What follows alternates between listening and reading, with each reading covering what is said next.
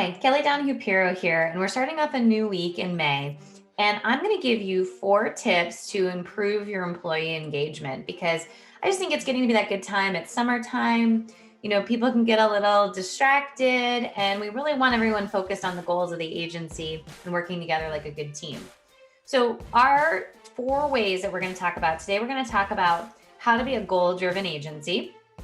The next one we're going to talk a little bit about is what to do when there's friction, because sometimes it's somebody's working outside of their skill set, there's communication friction, how to address it professionally. We're also going to go ahead and talk a little bit about how to run incentives, because a lot of times incentives can fall flat on agencies. And the final thing that we're going to talk a little bit about is when we're going to try to get employee engagement, how to break down some of the barriers of listening to listen and understanding the pain points that someone has to coach them effectively. So those are the 4 things that we're going to talk about this week. But let's dive into one, which is how to really connect to being a goal-driven agency. So one of the things I love to talk about, and it's crispy sometimes, but is for me, for my team, I want everybody in the team to have personal and professional goals.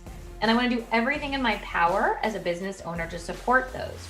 And so we launched a new item, which is every quarter, if you're on the team at APP, you are tasked to create one goal, personal or professional.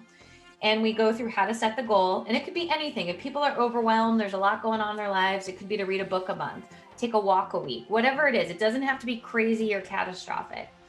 And what we do is we have them set the goal, share it with the team, and then APP creates a little bit of a budget to say, what do you need to hit your goal?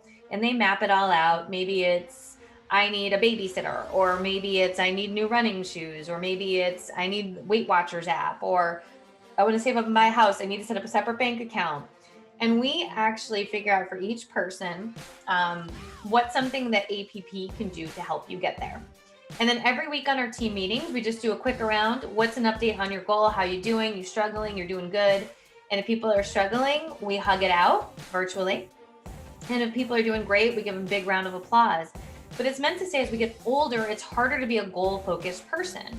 And so by making it a balance of personal or professional, and I let them choose, because I believe that being a goal-driven person will have a trickle-down effect to my agency and to my business. And so I think it's been awesome. It's been really cool to hear what people have said. It gives me some insight into their lives. One person said, I need to figure out more balance.